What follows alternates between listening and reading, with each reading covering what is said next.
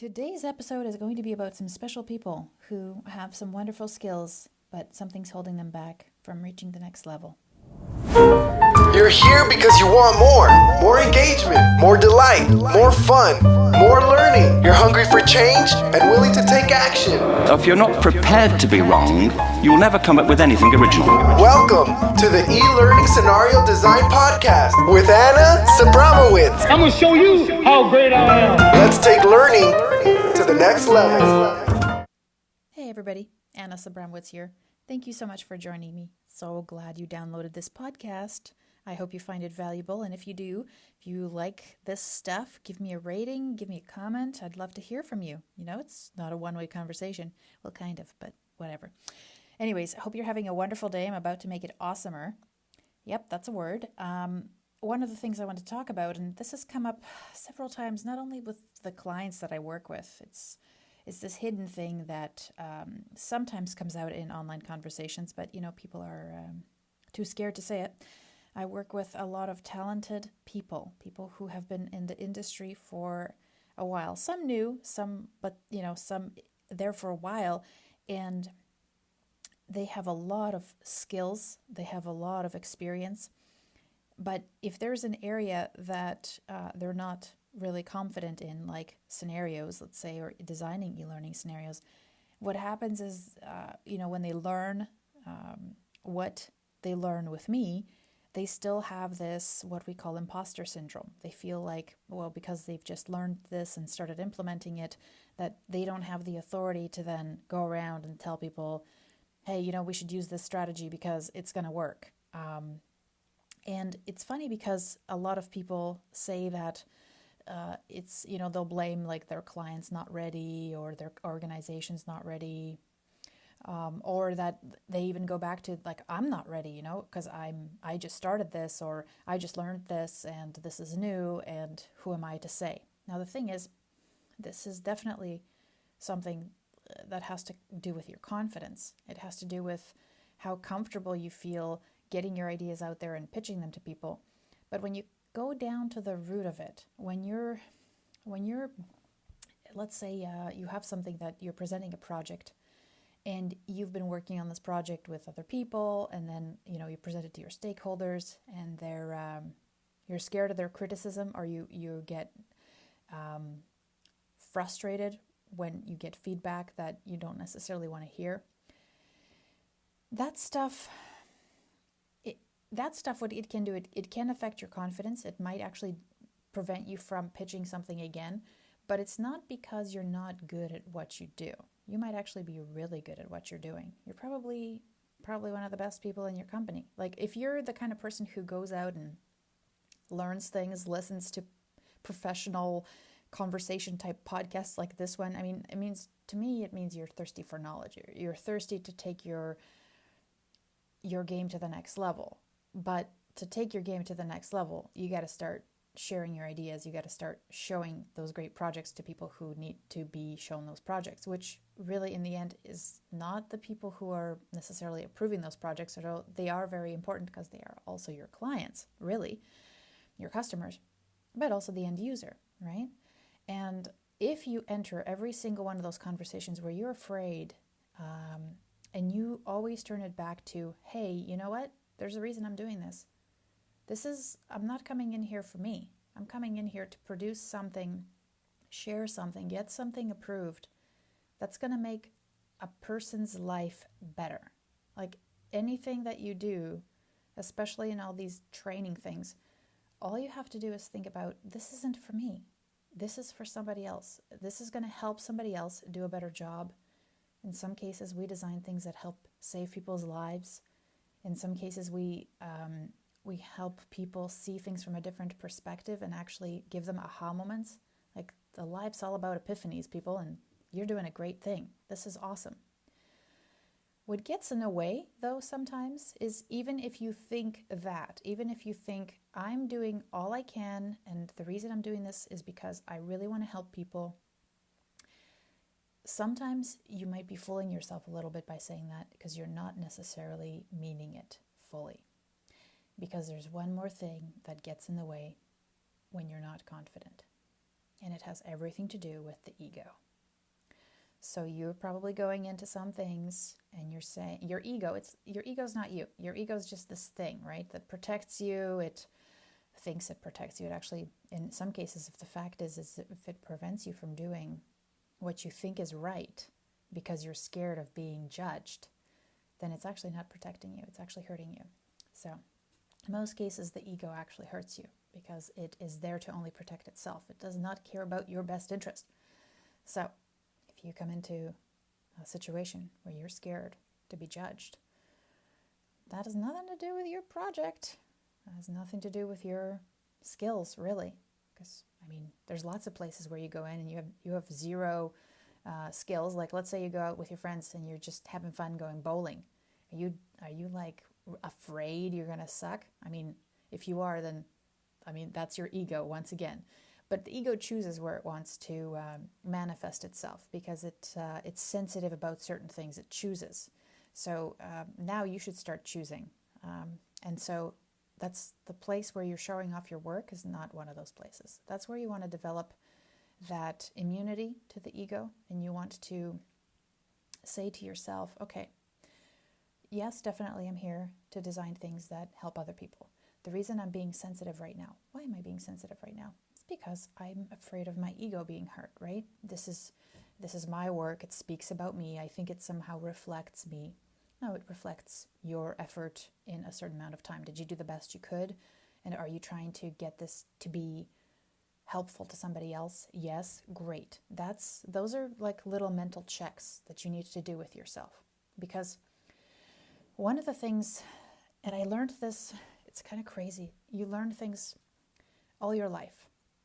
One of the things I learned is that the reason we are so afraid of being judged by other people is because we ourselves judge other people. So there was this teaching, and I don't know if it was like a Buddhist teaching, but it said when you point the finger at other people and keep on pointing out their problems or how they're messing up and how they're, not doing a good job or how they should be doing it better, or even going around and pointing out other people's faults and how they're never following your advice, that finger that points outward eventually ends up pointing inward at you, at yourself. So that habit that you develop of judging other people, it's reflected back in the way you talk to yourself, in the way you see the work that you do. So one of the best ways to start accepting yourself and being okay with who you are and your work and putting it out there and not feeling like the judgment's going to come down on you is when you start being like that to other human beings. And trust me, it is so releasing. It feels so amazing, because what happens is your mind gets in a habit, a very bad habit, of not only thinking that other people are thinking about you, but they're not. They really are not. Nobody cares about us, but the only person that cares about you is you, really. Think about it. Everybody else has like stuff going on.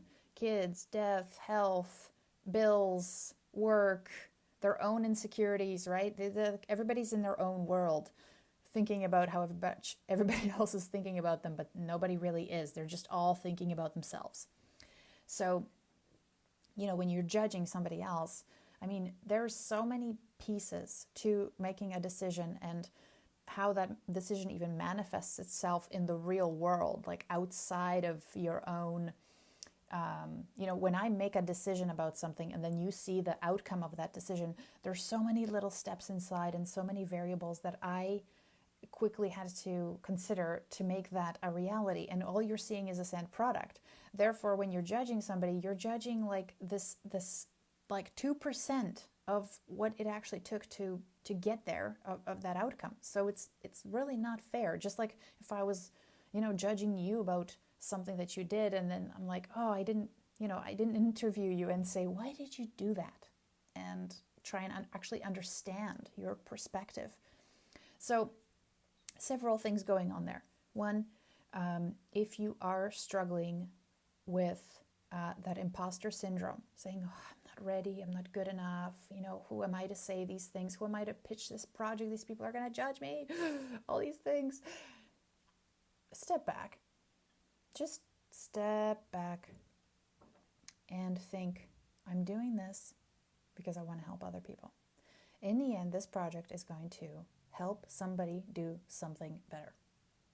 Do their work better, fundraise better, something better, right? Like, we don't ever design any kind of training because we want to decrease somebody's quality of life. It's always an increase. No matter how insignificant we feel it is for some people, it is significant. It is awesome. So that's great. Where you're in the right business, my friend. This is a good place to be. Then, why are you feeling insecure? It's probably because you're feeling like they're going to judge you, and also because you're scared that your ego is going to get hurt, right? That's why it's so scary. So walk in there thinking about wanting to really understand and listen to those people that you're going to be facing. Really listen to their ideas. Try and get a really good handle on their perspective. Because the other thing is, those are also your customers. And the other thing that you have to think about is, the minute you enter a place and you have, like, let's say you're coming into your boss with this project that you've developed. And you're coming in and you show them something. Now, they're not thinking about all the work and the effort that you put into it, and all the people you talk to. I mean, if you really are going to be really honest, and I am going to be honest with you here, this is the kind of podcast, all they care about is this going to flop, right? Is this going to be a good thing for me in my career, or is this going to be a bad thing for me in my career? Am I going to be embarrassed when this launches? Is this going to do the things it needs to do so that I don't get fired? It sometimes comes down to those things. So that person is not even thinking about you. They're always thinking about mostly themselves. How is this going to affect them? Is this going to make them look good or bad? Is this going to be a positive or a negative? And all you got to do is listen and evaluate really well to see what that person's intentions are, so that you can meet several criteria. One, make them feel like you're really paying attention and they're understood what their intent is. Because sometimes the intent, let's say even of launching a learning package, sometimes it's just about making that department's efforts visible, and awareness is the agenda, and that's totally fine because that's reality. So then your job is to say, how can I make this meet this person's goal, as far as like, our department's been making these huge strides and we want to show you our package of awesomeness, and then how can you turn that also into a benefit for the end user, right? So what it helps you to do is by trying to be the person who understands the intentions and listens and tries to be the one who seeks to be understood or understand instead of being understood. Like, if you think that way first, you'll get so much more information. People will be so much more interested in you because you're interested in them. And also the end product that you produce will be a reflection of those actual challenges that people have. So we not only are listening to the person who, wants to launch this and wants to look good, wants their company to look good, wants this to be a great thing for everybody to look and be like so impressed, but also for it to develop the kinds of results that you want, that your end users want. Like, make me feel something, make me want to take action. Those are some of the things that, when people enter your learning, teach me something valuable, teach me something helpful. Those are all the things you want to kind of consider. And so what I'm trying to say is when you start looking outward, you lose all self-consciousness. And then it doesn't even come into play that your confidence is diminished, because there's no such thing in that moment. And I always go back to this idea, and I don't know if you've ever done this, but let's say you are, let's say you're with a friend at a party, and your friend is amazing at something. Let's say they do something like let's say they're an esthetician and they do amazing facials. You would go around, like if you knew that person had been amazing at delivering the service, you would go around to any stranger in that room and say, listen, this is one of the best people I know. You got to go see her. She will make your skin fabulous, right? You would do that. And so, but you do that for that person because you're thinking about them. You're thinking about helping them. You're thinking about how wonderful they are. And you wouldn't have any kind of like issue but recommending it or feel unconfident, right? It doesn't matter because you know that you're doing a great thing and your friend is worth it. So I want you to think about it that way, is that pretend that this is not your baby. Pretend that this is somebody else's baby. You know how good it is, how much effort they put into it, and you're just trying to get it out there. And people can still make their own decisions. Whether they like it or not, that's fine. That's their choice. They get to choose, but you're offering them that option. And therefore, that inward-looking thing that is your ego that stops you from being who you truly are and thinks about all these alternative, basically ways for people to judge you, it diminishes completely, and it becomes this awesome, freeing thing where you can actually just start getting real feedback, start talking to people in the real way without having this constant shield. It's so good, and yeah, not everybody's gonna love it. Yeah, are you gonna come up against people who are jerks? Yeah, but now you're being true to yourself because you're actually sharing what you want without this mask of am I going to be heard? Am I going to be judged? It's going to feel good. Trust me, I've been there. It's hard. It's not an easy thing to do, but the only way you can start getting better at it is to start practicing it.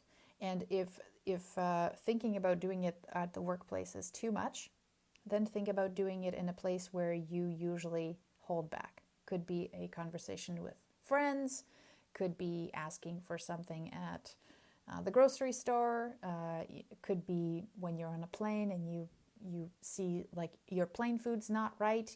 Are you the kind of person that's like, oh, I'm just gonna, they're so busy, I'm not gonna say anything because I wouldn't, they're gonna hate me, spit my soup, whatever.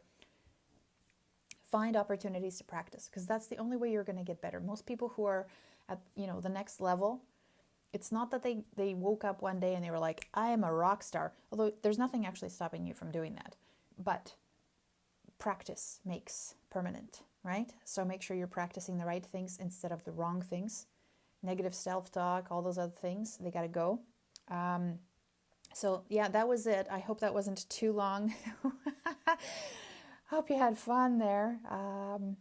I did. I think this is a really important topic because there's a lot of skilled people out there that are holding themselves back because of like these conversations they're having in their own head that don't represent reality. You got to step out of that zone and see what happens. Experiment a bit. So I hope you have a fabulous rest of the day, and I will talk to you next week, my friend. Cheers. You're listening to the E-Learning Scenario Design Podcast with Anna Sabramowitz.